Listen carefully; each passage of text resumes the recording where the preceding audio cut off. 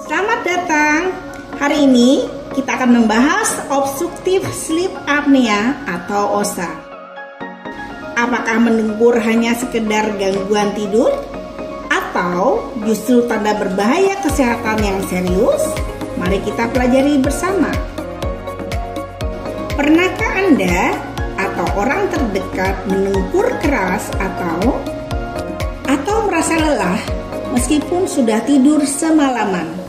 Bisa jadi itu bukan sekedar kebiasaan biasa, tapi gangguan serius bernama obstruktif sleep apnea. Tahukah Anda, OSA bisa meningkatkan risiko penyakit jantung, stroke, hingga kecelakaan karena mengantuk saat berkendara. Sebelumnya, mari kita mengenal OSA atau obstruktif sleep apnea. OSA adalah gangguan tidur serius di mana saluran napas tersumbat selama tidur, menyebabkan jeda napas berkali-kali. Akibatnya, tubuh kita kekurangan oksigen.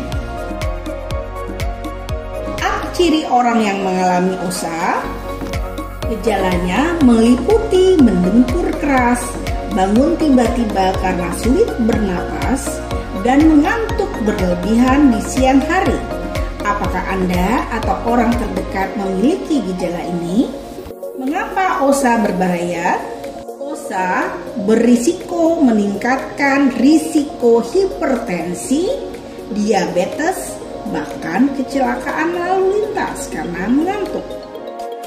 Tidak hanya mempengaruhi tidur, OSA dapat menurunkan kualitas hidup Anda dan keluarga. Bagaimana kita tahu apakah seseorang memiliki OSA?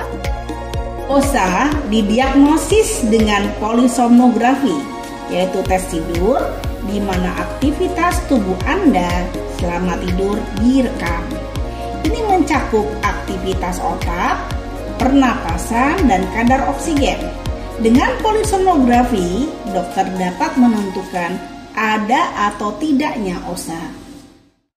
Seperti apa sih pemeriksaan polisomnografi? Terdapat 3 bagian dalam polisomnografi, yaitu pemasangan sensor, pemantauan tidur, dan analisis data. Mari kita bahas satu persatu. Pertama, pemasangan sensor. Sensor ditempelkan di kepala, dada, dan kaki untuk memantau aktivitas otak, pernapasan, kadar oksigen, detak jantung, gerakan otot, dan posisi tubuh. Kedua, pemantauan selama tidur. Data direkam sepanjang malam untuk melihat pola tidur dan gangguan yang terjadi seperti jeda napas atau dengkuran. Ketiga, analisis data. Dokter ahli tidur mengevaluasi pola napas dan kadar oksigen untuk menentukan apakah terjadi OSA. Bagaimana OSA didiagnosis?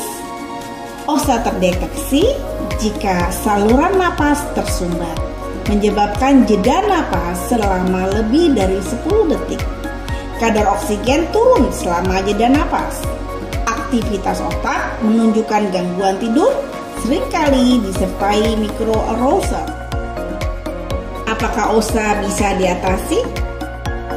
Kabar baiknya, OSA bisa diatasi dengan perubahan gaya hidup, penggunaan alat bantu napas, hingga tindakan operasi.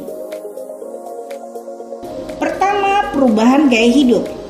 Turunkan berat badan. Obesitas adalah faktor risiko utama. Menurunkan berat badan dapat mengurangi gejala OSA.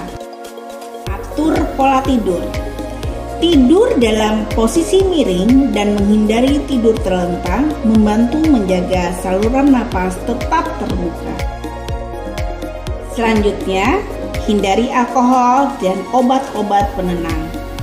Zat ini dapat memperburuk relaksasi otot saluran napas.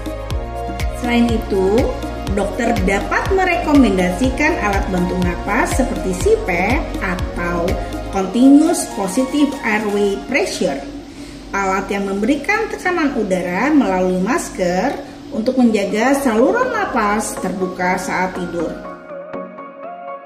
Selain CPAP, ada alat untuk menjaga struktur mulut selama tidur terbuka.